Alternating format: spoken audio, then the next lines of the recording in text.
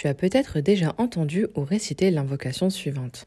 A'udhu bi kalimatillahi tammati min sharri ma khalaq. Il s'agit d'une invocation à réciter le matin. Mais as-tu réellement conscience de ce que tu demandes à Allah lorsque tu récites cette dua? Si la réponse est non, alors reste avec moi, nous allons la décortiquer ensemble. Nous avons déjà vu ce mot dans d'autres vidéos. A'udhu est en fait le verbe a'adha, qui est le fait de chercher la protection. Pour passer de a'adha à a'udhu, donc pour le conjuguer à la première personne du singulier et au présent, nous allons mettre le préfixe a, donc le alif avec une hamza surmontée d'une fatha. Ensuite, nous allons mettre une dhamma, un ou à la fin du mot.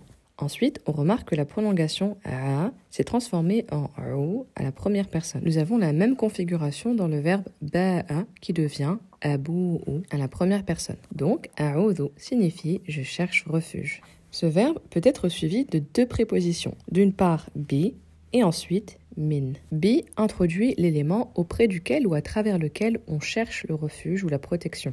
Tandis que min introduit la chose contre laquelle on demande refuge ou protection. Dans cette invocation, on commence par la chose à travers laquelle on demande la protection, à savoir kalimatillah. On voit ici que la préposition est collée, mais on comprend bien que bi est la préposition. Maintenant, si on analyse le mot kalimat, il s'agit du pluriel de kalima qui signifie parole ou mot. Pour le mettre au pluriel, on ajoute at qui est la marque du pluriel des mots féminins. Kalimat est défini par le nom Allah. Le fait de les juxtaposer de cette manière indique un lien d'appartenance. Kalimatillah, les paroles d'Allah. Ensuite vient la place de l'adjectif qui qualifie les paroles d'Allah. Cet adjectif va s'accorder avec le nom qu'il qualifie. C'est pour cela qu'il se termine en at.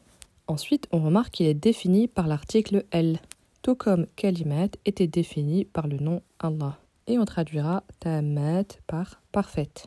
Vient ensuite la préposition min, qui se traduira par contre, comme nous avons vu précédemment. Contre quoi? Le mal, sharri. Encore une fois, le mot shar n'est pas défini par l'article, mais par la juxtaposition avec ce qui suit. Ce n'est pas n'importe quel mal, mais le mal de ma khalaq. Ma se traduit généralement par ce que, khalaq est le verbe créé au passé. Ainsi, on traduira littéralement par « je cherche la protection » ou « je demande refuge » auprès ou à travers les paroles d'Allah parfaites contre le mal qu'il a créé.